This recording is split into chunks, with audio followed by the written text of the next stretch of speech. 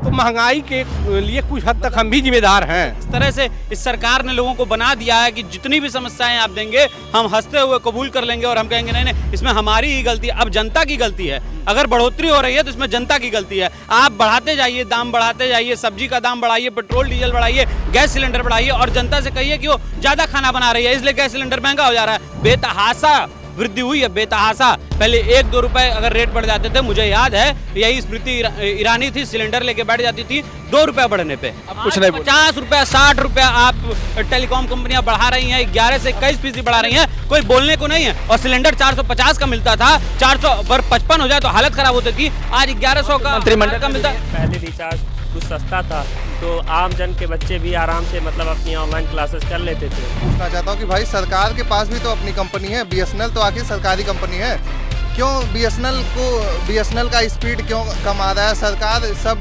चीज़ में सरकार आगे जा रही है, डिफेंस में आगे जा रही है, टेलीकम्युनिकेशन सेक्टर में सरकार बीएसएनएल को आगे क्यों नहीं बढ़ा रही? उसके रिचार्ज तो सस्ते हैं। नमस्कार, गोरखपुर पोस्ट देख रहे हैं आप और मैं हूं आपके साथ विक्की सिंह। लोकसभा चुनाव खत्म होने के बाद ऐसा लग रहा है कि जनता के ऊपर महंगाई का जो बम है वो विस्फोट हो चुका है। एक तरफ सब्जियों के दाम जो है वो आसमान छू रहे हैं तो दूसरी तरफ टेलीकॉम कंपनियों ने अपने रिचार्ज के रेट को बढ़ा दिया है। ऐसे में आम जनमानस के जेब पर कितना असर पड़ रहा है ये जानने के लिए अभी हम लोग गोरखपुर के यूनिवर्सिटी के जस्ट सामने एक पार्क में मौजूद हैं।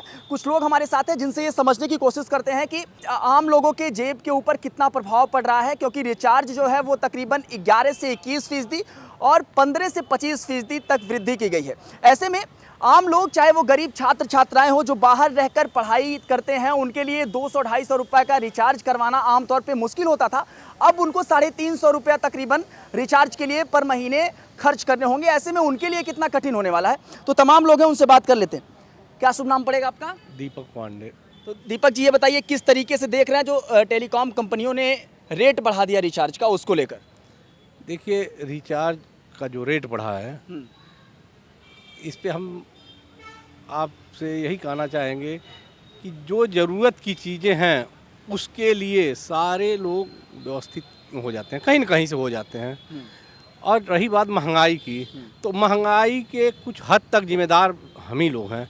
पहले क्या होता था, गांव में, शहर के मोहल्लों में भी देखा गया कि लोग अपने घर ज़रूरत की जैसे चीज़ों को, जो डेली यूज की चीज़ें हैं, जैसे साग, टमाटर, प्याज, भिंडी, बैगन, गोभी, मिर्चा, ये सारे लोग लगाने का काम करते थे।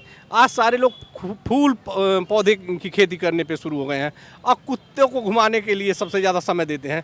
तो महंगाई के लिए कुछ हद तक हम भी जिम्मेदार हैं, खुद जनता जिम्मेदार कुछ हद तक। मैं ये नहीं कह रहा हूँ कि सारे, हाँ, ये कुछ प्राकृतिक आपदा आई हैं जिससे मान लीजिए गर्मी बहुत। रिचार्ज वाला कौन सा प्राकृतिक? नहीं, रिचार्ज की आपदा नहीं है। रिचार्ज की देखिए, जब आप, कुछ लोग तो यहाँ तक बोल रहे हैं कि अंबानी के यहाँ शादी है और उस खर्चे को मैनेज करने के लिए जो है इस तरीके का। अंबानी की शादी रिचार्ज के खर्चे से पूरी हो जाएगी? आप बताइए ना, आप बताइए। तो इसका मतलब समाजवादी पार्टी में जब थे अखिलेश यादव जी, पूर्व मुख्यमंत्री उत्तर प्रदेश सरकार के और राष्ट्रीय अध्यक्ष सपा के, उनके वहाँ जो सैफई महोत्सव होता था तो ये सारे, इसका मतलब व्यवस्था इसी तरह से होती थी। ये तो देखिए, किसी को कुछ कहने से पहले 1 मिनट हमको खुद सोचना चाहिए हम कह क्या रहे हैं। जी चलिए, किस तरीके से देख रहे हैं महंगाई को और साथ में टेलीकॉम कंपनियों के रिचार्ज में जो वृद्धि हुई है पैसों को लेकर, उससे?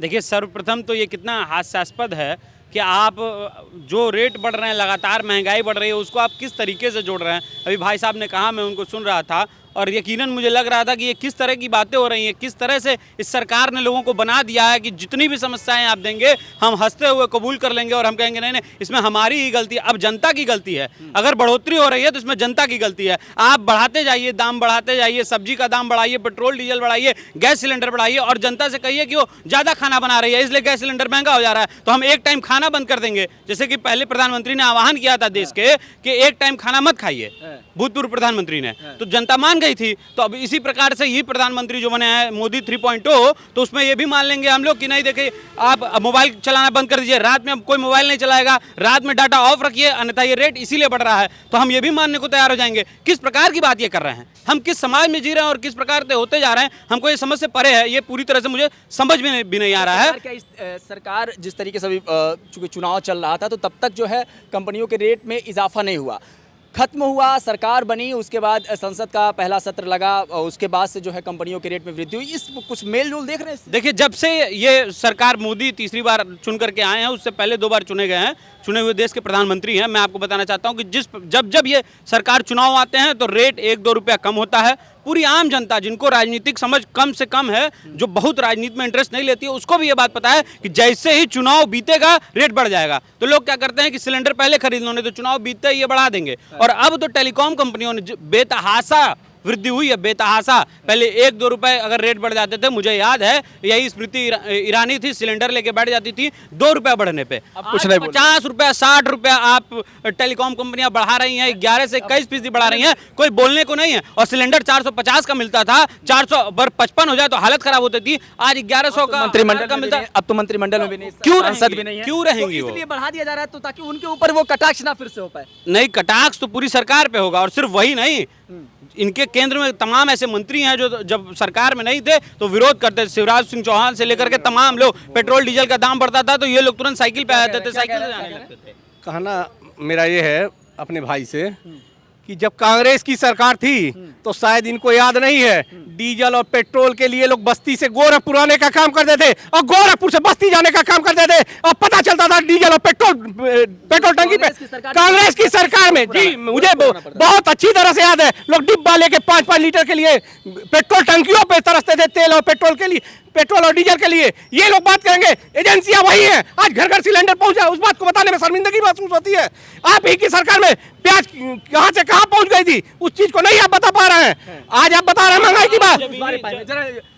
आपका क्या नाम है? वैभव मिश्रा। तो वैभव जी यूनिवर्सिटी में पढ़ते हैं आप। जी। एक बात बताइए कि यूनिवर्सिटी में पढ़ने वाले छात्र छात्राएं जो अलग अलग जगहों से आते हैं, उनके लिए कितना कठिन हो रहा है? जो गरीब परिवार से हैं, जिनके लिए 200-250 रुपया रिचार्ज करवाना थोड़ा कठिन होता था, अब 100 रुपया इजाफा हो गया उस चीज़ में, तो आम लोगों के जो गरीब परिवार से आते थे लोग, उनके ऊपर कितना प्रभाव पड़ा? देखिए, मुश्किलें तो बढ़ी हैं। जैसे कि पहले रिचार्ज कुछ सस्ता था तो आम जन के बच्चे भी आराम से मतलब अपनी ऑनलाइन क्लासेस कर लेते थे, और रिचार्ज 25 से 30% इंक्रीज़ होने के कारण तो अगर इस तरीके से देखा जाए तो काफ़ी बच्चे परेशान हो जाएंगे, क्योंकि सबके बस की बात नहीं है कि मतलब जो गरीब परिवार से आते हैं, जो कि कम सुविधा में, कम पैसों में अपना पढ़ाई लिखाई सब कुछ पूरा कर लेते थे, उनके लिए मुश्किल हो जाएगा।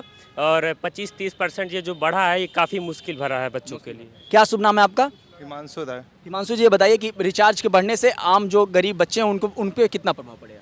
भैया, प्रभाव तो हर वर्ग पे पड़ेगा।